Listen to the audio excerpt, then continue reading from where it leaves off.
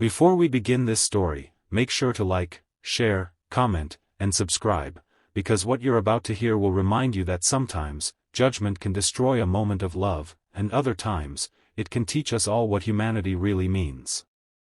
It was supposed to be the happiest day of their lives. The sun was bright, the music soft, and laughter filled the air in the backyard of a small suburban home in Georgia.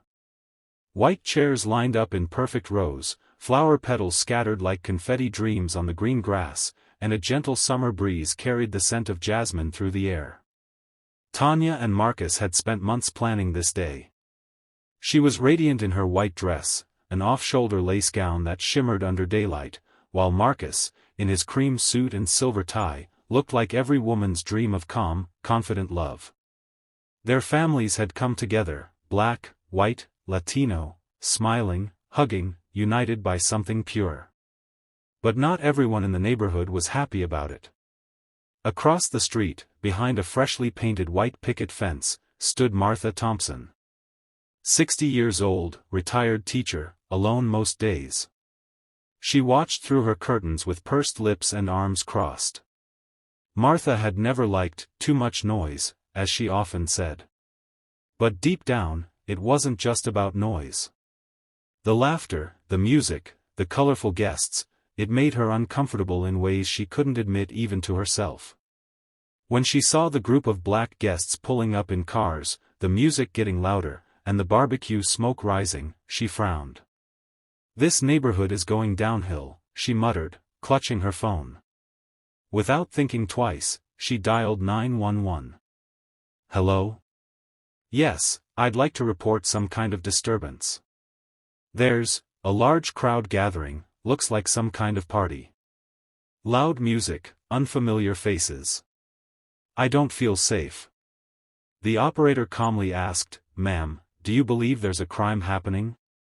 Martha hesitated. "Well, not exactly. But it looks suspicious."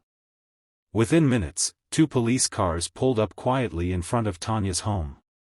The wedding guests froze for a second, the joyful music halting mid-note. Tanya's mother turned pale. Marcus's best man clenched his jaw, whispering, "Here we go again." Martha watched from her window, satisfied. Good. That should calm things down. But as she stepped out to meet the officers, perhaps to explain her concerns, her confident expression changed. One of the officers opened the back door of a sleek black car, and out stepped a man Martha had seen before. Tall, broad-shouldered, in a dark blue suit with medals on his chest. It was Captain Samuel Thompson, her own son. The crowd murmured, confused. Martha blinked, her heart hammering. Samuel looked around, then his eyes landed on Marcus. His face softened instantly. He walked toward him, arms wide open. "Marcus Carter. You didn't tell me today was the day, man." The 2 men embraced tightly, laughter breaking the tension like sunlight after rain. The officers nearby stood awkwardly, unsure what to do.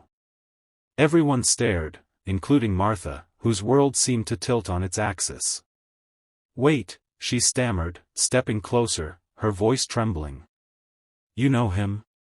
Samuel turned toward his mother, his tone calm but heavy. "Mom.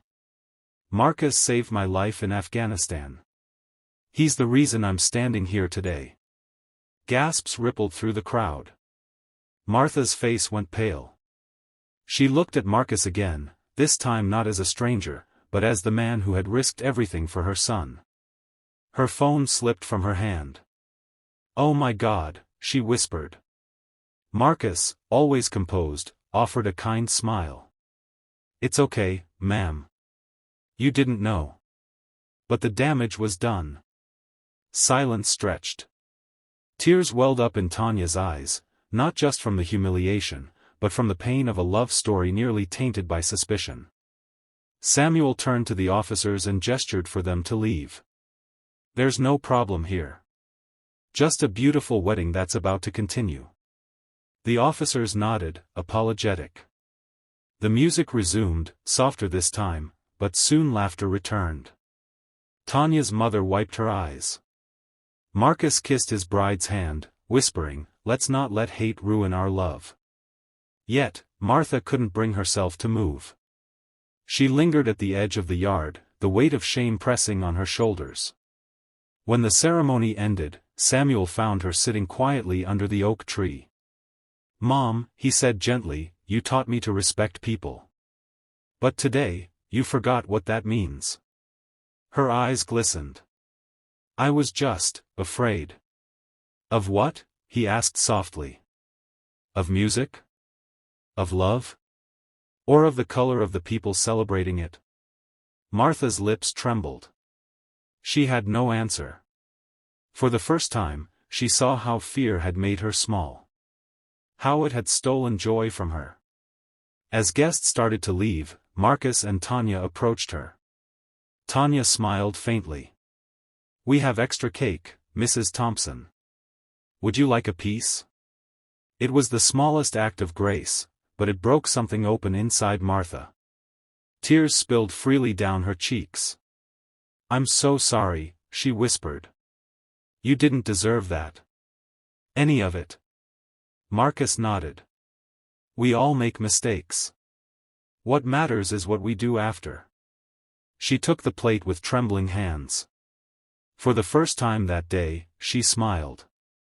That night, as the street quieted down, Martha stood at her window again, but this time, the lights from across the street didn't annoy her. They warmed her heart. She thought of her son, of Marcus, of the love she'd almost destroyed. And she whispered a quiet prayer, "Let me never be blind again." The next morning, she walked across the street with a basket of muffins. The same yard where police cars had stood now smelled of roses and hope. Tanya opened the door, surprised but smiling. Martha said simply, "I came to say thank you, for showing me what love looks like." And from that day on, she wasn't just the white neighbor. She became part of the family. Sometimes, the people we fear are the ones sent to teach us grace. And sometimes, a moment of prejudice can turn into a lifelong lesson about love. If this story touched your heart, don't forget to like, share, comment, and subscribe, because stories like this remind us, love doesn't see color, it only sees humanity.